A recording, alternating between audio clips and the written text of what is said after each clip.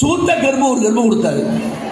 ஏட்டா அடுத்தாப்புல பொங்கலுக்கு மண்டவெண்ணம் போடுவாங்க, சக்கரை போடுவாங்க. இவர் என்ன கொடுத்தாரு? சீனி கொடுத்தாரு. யாராவது பொங்கலுக்கு சீனி போடுவாங்களா? சீனியை கொடுத்தாரு. இதுதான் கொடுத்தாரு, வேற ஒன்றும் கொடுக்கல. ஏட்டா ஆனா எடப்பாடியார் என்ன கொடுத்தாரு? உங்களுக்கு என்ன கொடுத்தா தெரியும்? ஞாபகம் இருக்கா? பச்சரிசி கொடுத்தாரு, மண்டவளம் கொடுத்தாரு. அவ்வளவு கொடுத்து உங்களுக்கு அதில் போடுறதுக்கு ஏலக்காய், கிஸ்மிஸ் பழம், முந்திரி பருப்பு இவ்வளவு கொடுத்து 2 அழகா தோகை உள்ள கரும்பு கொடுத்தாரு. இதை வச்சு சாமி கும்பிட்டா சாமி நிற்கும் வீட்டுக்குள்ள. அவன் கொடுத்த வச்சா சாமி இருக்கிற சாமி வெளியே போயிடும். கொடுத்தா பாருங்க, கொஞ்சம் யோசனை பண்ணுங்க. யாரா சீனியை கொடுப்பாங்களா பொங்கலுக்கு? இந்த ஆள் சீனியை கொடுக்கான், அவன் எல்லாம் கொடுப்பாங்க. இப்போ கூட இடையில அந்தோனியாபுரத்துக்கு வந்திருந்தாப்புல. இப்போ இந்த முதலமைச்சர் வந்திருந்தாப்போ அப்போ பஞ்சாயத்து படம் காட்டணும்னு அங்கே வரிசையாக பயணி வித்துட்டு இருப்பாங்க. அந்தோனியாபுரத்தை போய் பயணி வித்துட்டு இருப்பாங்க. பார்த்துருக்கீங்களா? பயணி வித்துட்டு இருப்பாங்க. அங்கே போய் பயணி குடிக்காது. நீ பயணி குடிக்கிற படம் காட்ட போற ரைட்டு, அதை படத்தை காட்டிட்டு போக வேண்டியான அந்த அம்மாட்ட போய் பயணியை குடிச்சிட்டு காட்டிருக்காரு. என்ன சீனி கம்மியா இருக்கு? ஏதுல பதவியில சீனி கம்மியா இருக்கான். யாரு கேட்கா? நம்ம முதலமைச்சர் ஸ்டாலின் கேட்காரு. எப்படி ஆட கொண்டு நம்ம முதலமைச்சர் வச்சிருக்கோம் பாருங்க. இப்படி கேட்டாருங்க. இப்படிப்பட்ட ஒரு அநியாயத்தை செஞ்சுட்டு இருக்கோம். அதுலேயே பார்த்தீங்கன்னா பொங்கலுக்கு எங்க எடப்பாடியார் 5 தாத்தா, பெரிய தாத்தா, காஞ்சி தாத்தா 2500 ரூபா கொடுத்தாருல. கொடுத்தாடா. அன்னைக்கு என்ன சொன்னாரு? நாங்க 5000 ரூபா கொடுப்போம் அப்படின்னு. 5000 ரூபா கொடுங்கன்னா இதே ஸ்டாலின் நாங்க 2500 ரூபா கொடுத்துறோம். இவர் 1 ரூபா கொடுத்தாரா? இன்னைக்கு பாருங்க உங்களுக்கு வருமா என்ன சொல்லி இந்த அம்மா சொல்லிச்சு. இந்த ஒரு அம்மா சொல்லிச்சுத நீங்க 300 ரூபா வாங்கிட்டு ஓட்ட போட்டீங்கள. ஒரு அம்மா, அந்த அம்மா வந்த உடனே என்ன சொல்லிச்சு? எங்க அண்ணன் ஜெயிச்ச உடனே இங்க பாத்தீங்கன்னா தமிழ்நாட்டில் விதவைகளா இருக்காங்க, குடிச்சு அவனும் செத்து போறாங்க, விதவைகளா இருக்காங்க. எங்க அண்ணன் வந்த உடனே கையெழுத்து மது விலக்கு, மது வேட்டான்னு தான் கையெழுத்து போடுவார்னு சொன்னாரு. அட சண்டாளி, சொன்ன மாதிரி நடந்துச்சா? கடையில் கோடி கோடியா வித்துக்கிட்டு இருக்கான். அவனை குடிக்காங்க, சின்ன பையன் குடிக்காங்க, படிக்கிற பையன் குடிக்கான். அது மட்டுமா? மதுரையில ஒரு பெண்கள் குடிக்கிறதுக்குன்னு அங்க கடை திறந்து வச்சிருக்காங்க. பெண்களுக்குன்னு கேட்டா பீர் குடிக்காங்க. என்ன பாருங்க, எவ்வளவு மோசமான ஆட்சி. நீங்க பேப்பரை பாருங்க, டெய்லி 2 கொலை, 1 கொலை நடக்காம இருக்கா? நீங்களே பேப்பரை பாருங்க, டிவியை பாருங்க. நேற்று பாருங்க 2 ரவுடி அவனை பிடிச்சி உள்ள போட வேண்டியானே. அவன் கோயிலில் பிடிச்சி படுத்துருக்கான். வேற ஒரு 6-7 பேர் வந்து கோயிலில் வச்சு வெட்டி போட்டு போயிட்டான். எப்படி இதான் நடக்கு? இங்க இப்போ ஒரு குழந்தை இருக்கு பாத்தீங்கன்னா, எங்க பார்த்தாலும் கொலை. நீ காலையில் கூட ஒருத்த வந்து கம்ப்ளைண்ட் கொடுத்தாங்க. சொன்னாங்க எங்க வீட்டுக்கிட்டே போக முடியல, என் பொட்டை பிள்ளை போறா, அவளை அடிச்சு விட்டுறாங்க. எல்லாம் கேரளா கஞ்சா பையன், அப்புறம் சின்ன பையன் பொங்கன்னு கசக்கிட்டு தான் இருக்காங்க. கையை என்னடா கையை சொல்லிதான் பார்த்தா அவன் கஞ்சா போட்டு கசக்கிட்டு இருக்கான். பூரா கஞ்சா கோடி கோடியா பிடிக்காங்க. எங்க ஆட்சியில் அப்படி நடந்துச்சா? நாங்க நடக்க விடுவோமா? இன்னைக்கு பாருங்க, சேஷன்ல போலீஸால ஒன்றும் செய்ய முடியல, காவல்துறையால் ஒன்றும் செய்ய முடியல. ஏன்னா காவல்துறை பெண்ணையே கையை பிடிச்சிருக்கான். காவல்துறை அதிகாரிய கையை பிடிச்சிருக்கான் பெண்ணை. திமுக எவ்வளவு ஒரு மோசமான ஆட்சி பாருங்க. கொஞ்சம் சிந்திச்சு பாருங்க. நம்ம மக்களுக்கு யார் நல்லது செய்தா? அம்மா எவ்வளவு திட்டம் செஞ்சாங்க, அதெல்லாம் அகஸ்தி சொன்னாரு. எவ்வளவு திட்டங்கள் பண்ணாங்க, படிக்கிற பிள்ளைகளுக்கு அவ்வளவு இது பண்ணாங்க. ஆனா இவன் வந்து என்ன செஞ்சான்? ஒண்ணு கூட செய்யல. ஆனா இன்னைக்கு பாருங்க, தண்ணி தீர்வு குடித்தா இல்லையா? வீட்டு தீர்வு வீட்டு தீர்வு குடிட்டு பார்த்தீங்களா இல்லையா? வீட்டு தீர்வு நீங்க இதுல வாடகை இருக்கலாம், வாடகை இருந்தாலும் தீர்வை போட்டா வாடகை கூட்டிடுவாங்க வீட்டுக்காரன். உண்டா இல்லையா? வீட்டு தீர்வு பார்வடை பத்திரப்பதிவு நீ தேங்காய் பாருங்க, ஒரு தேங்காய் 80 ரூபாயா இன்னைக்கு. தேங்காய் 80 ரூபா. எங்கேயாவது அநியாயம் உண்டா? எங்க ஆட்சியில் எப்படியா இருந்துச்சு? அரிசி இன்னைக்கு நல்ல அரிசி வாங்குறாங்க 80 ரூபா 85 ரூபா, சுமாரான அரிசி 40 ரூபா. இவ ஆட்சியில் இதை எங்க ஆட்சியில் எப்படியா இருந்துச்சு? கொஞ்சம் யோசனை பண்ணுங்க. இன்னைக்கு அப்படின்னு இவ்வளவு வரி போட்டிருக்கா, கோடி கோடியா கொள்ளை அடிச்சிருக்கா, கோடி கோடியா கொள்ளை அடிச்சாங்க. அந்த பணத்தை எங்க, அந்த பணத்தை எங்க பிராண்டி கடையில் கொண்டு விற்று அதையும் கள்ளச்சரக்கு கொண்டு வந்து விற்கான், கள்ளச்சரக்கு கொண்டு வந்து விற்கான். டைரக்டாக கொடுத்து கவர்மெண்ட்டுக்கே வராம அதுலேயும் கோடி கோடியாக கொள்ளை அடிக்கலாம். இப்பேற்பட்ட ஒரு அலங்கோட ஆட்சி நடைபெற்றிருக்கு. அது யோசனை பண்ணுங்க. நீங்கள் சொல்லணும் மக்கள்கிட்ட. நம்ம பிள்ளைகளுக்கு சைக்கிள் கொடுத்தாங்க அம்மா, எடப்பாடியார் கொடுத்தாரு, எடப்பாடியார் லேப்டாப் கொடுத்தாரு. இவன் கொடுத்தானா? கொடுக்கல. இன்னைக்கு 1000 ரூபா கொடுக்கணும்னா பெண்களுக்கு என்ன சொன்னா? ஆட்சிக்கு வந்தாங்க எல்லா பெண்களுக்கும் 1000 ரூபா கொடுப்பேன்னா 1000 ரூபா எல்லாரும் வாங்கிட்டு இருக்கீங்களா? சொல்லுங்க, எல்லாரும் வாங்கினீங்களா? தகுதியுள்ள பெண்களுக்கு கொடுப்பானா? அட தரகட்டப்ப, யாரை பார்த்து தகுதியில் சொல்ற? நீ எப்படி சொல்லலாம்? எங்க பெண்களை பார்த்து நீ தகுதியுள்ள பார்த்து கொடுப்பேன்னு சொல்றிய? என்ன தகுதி உனக்கு இருக்கு? ஓ குடும்பத்தில் உள்ள பெண்களுக்கு தகுதி இல்லாம இருக்கலாம்.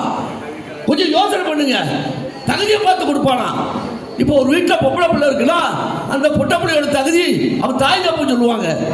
அதே அந்த பிள்ளையை கல்யாணம் கட்டி கொடுத்தா அந்த பிள்ளையோட தகுதியை அவன் புருஷன் சொல்லுவான்.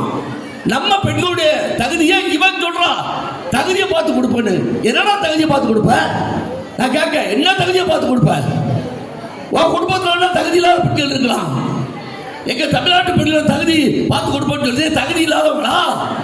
அப்படி ரூபா கொடுக்காட்ட அவங்களும் தகுதி இல்லாதவங்களா? கொஞ்சம் யோசனை பண்ணுங்க, சிந்திச்சு பாருங்க. அம்மா இப்படியா செஞ்சாங்க? எல்லாருக்கும் கொடுத்தாங்க, எல்லாருக்கும் கொடுத்தாங்க. அதான் அம்மா. எடப்பாடியார் எல்லாத்துக்கும் கொடுத்தாரு. 4.5 வருஷம் ஆண்டவன் ஏதாவது ஒரு தப்பு நடந்திருக்குமா? ஏதாவது தவறு பண்ணியிருப்பாங்களா? அம்மாவுடைய பொற்காலச்சு அப்படி தந்தாங்க. அதை சிந்திச்சு பாருங்க. தயவுசெய்து நல்லா இருப்பீங்க. இந்த 300 ரூபா கொடுத்தாங்க ஓட்டு போட்டி, அதே மாதிரி ஏமாந்துறாங்க. நான் கேட்க, கனிமொழிக்கு போட்டுவேன், அந்த அம்மா என்ன செய்யுது சொல்லுங்க? அது எங்க இருக்கு? நல்லா தெரியுமா? கனிமொழி எங்க பாட்டாங்கன்னா அவங்க அந்த அம்மா அங்க வந்தா அரசியல் படிக்கிட்டு இருக்கோம் மெட்ராஸ்ல. ஏன் மெட்ராஸ்ல எவ்வளவு தொகுதி இருக்கு? அங்க நிக்கலாம்ல. அங்க இருந்தா ஸ்டாலினுக்கு இடைஞ்சல் கொடுக்கும். அவரை கவுத்துட்டு இந்த அம்மா தலைவர் அவருக்கு அங்க இருந்து சேட்டை பண்ணிக்கிட்டு இருக்கோம். அதுக்காக தான் நீ கரை கலந்து போமான்னு ஒரு கரையோட தூத்துக்குடி சாட்டு வச்சுட்டாங்க. நம்மளும் அந்த அம்மா நம்பி ஓட்டு போட்டோம். அந்த அம்மா இன்னைக்கு பேட்டி கொடுக்குங்க. நீங்கள் பார்த்தீங்களா? யாராவது உங்கள் வீட்டுக்காரர் எங்கே இருக்கான்னு கேட்காங்க. நிருபர் தான் கேட்டாங்க. கேட்டீங்களா? அதுக்கு அந்த அம்மா என்ன சொல்லிச்சு? எங்கள் வீட்டுக்காரர் சிங்கப்பூரில் இருக்காரு, அவர் சிங்கப்பூரே சிங்கப்பூர் வாசி ஆகிட்டாரு அப்படின்னு சொல்லிச்சு. சரி, உங்களுக்கு புள்ள எத்தனை? ஒரு பையன். எங்கே இருக்கான்? சிங்கப்பூரில். என்ன செய்கிறான்? அங்கேயே அவனையும் அங்கே சிங்கப்பூர் வாசி ஆகிட்டான். புருஷன் பிள்ளை அங்கே இருக்கு. நீ என்னம்மா என்ன செய்கிற? பொண்டாட்டி யார் கூட இருக்கணும்? புருஷன் கூட தானே இருக்கணும். அந்த அம்மா இங்கே வந்துருக்கு. எப்படி பாருங்க, என்ன பண்ணிச்சு? தூத்துக்குடிக்கு என்ன பண்ணிட்டு சொல்லுங்க. நான் சட்டமன்ற உறுப்பினர் இருக்கும்போது, அமைச்சராக இருக்கும்போது இது திரேஸ்புரத்தில் ரேஷன் கடை 2 கடை கட்டி கொடுத்தேன். இதே நம்ம சம்பவம் அங்கே உள்ள மக்களுக்கு 2 கடை அதை கட்டக்கூடாதுனாங்க. அப்போ தம்பி பொன்ராஜார் தான் கவுன்சிலராக, அதில் 2 கடை கட்டி கொடுத்தேன். இதே லைன் ஜோனில் 2 கடை கட்டி கொடுத்தேன்.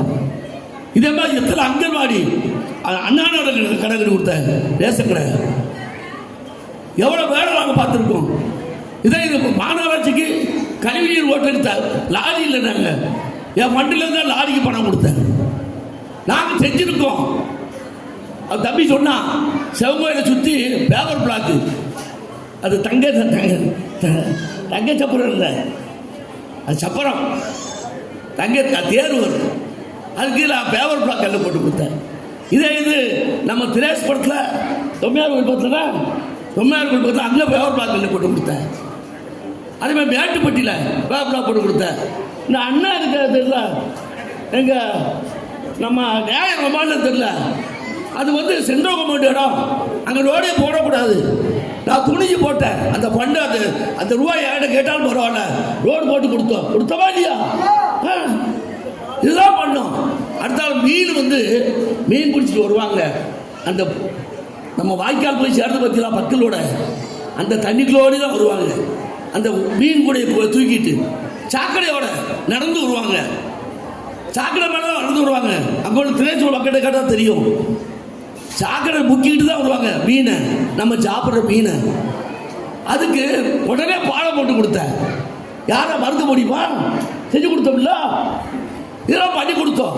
எதுக்காக? அந்த மக்கள் சாக்கடையில் நடக்கக்கூடாது, அதில் பாடம் போட்டு கொடுத்தேன். இதே மாதிரி பல திட்டங்கள் நாங்கள் செஞ்சோம்.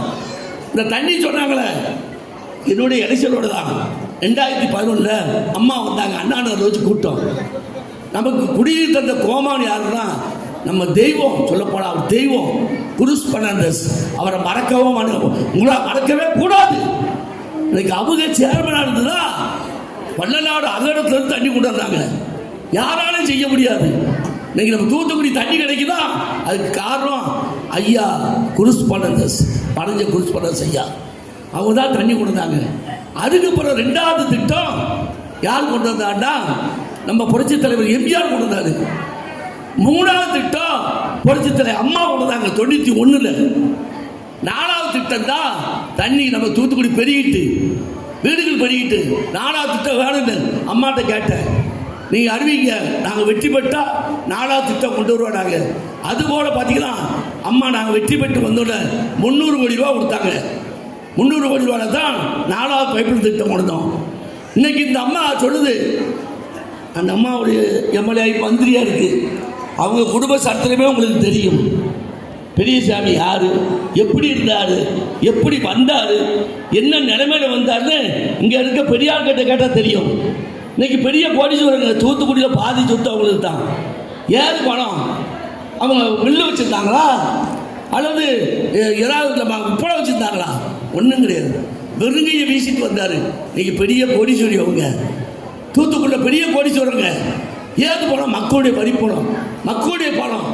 மறுக்க முடியுமா? இன்னைக்கு மில்லு இருக்கு. இந்த மில்லுக்கு அவர் தான் தொழிற்சங்கத்தோட செயலாளர் இருந்தார். இன்னைக்கு மில்லே மூடிட்டு போயிட்டான். அந்த தொழிலாளி என்ன ஆனா? அதுபோல சுள்ளி மில்லு அதே மூடிட்டு போயிட்டான். அந்த தொழிலாளி என்ன ஆனா? அந்த தொழிலாளி குடும்பம் என்ன ஆச்சு? யோசனை பண்ணுங்க. இன்னைக்கு அவங்களால யாருமே முன்னேறல. திமுகவால தமிழ்நாடு முன்னேறவே இல்லை. பூரா ஏமாத்து, பித்தலாட்டம், பூரா ஏமாத்தான். அம்மாட்ட சொல்லுவான். நீ பாருங்க, அவன் ஒருத்தர் சொல்கிறான், தங்க நன்னரசுங்கிற பையன், அப்பாலாம் நல்லாடு தங்கப்பாட்டின்னு. அவன் சொல்கிறான், விமான நிலையம் ராமேஸ்வரத்தில் வைக்க போகிறானா? அடே 1200 கோடி ரூபா கல்வி பணமே தரமாட்டேங்கான். நீ மும்மொழி கொள்கையை வேணும் அப்படிங்குது. இந்திய சேர்ந்து அப்போ தருவாங்க. இவன் என்ன சொல்கிறாங்க, விமான நிலையம் வைக்க போகிறான். விமான நிலையம் யார் வைப்பா? அது யார் டிபார்ட்மெண்ட்டு? சென்ட்ரல் கவர்மெண்ட், மத்திய அரசு தான் தரணும் படம். இவன் சொல்கிறான், நாங்கள் ராமேஸ்வரத்தில் விமானம் வச்சது. எவ்வளோ பெரிய முட்டாள்தனம் பாருங்க. சும்மா போய் சொல்கிறான், கதை விடுறான்.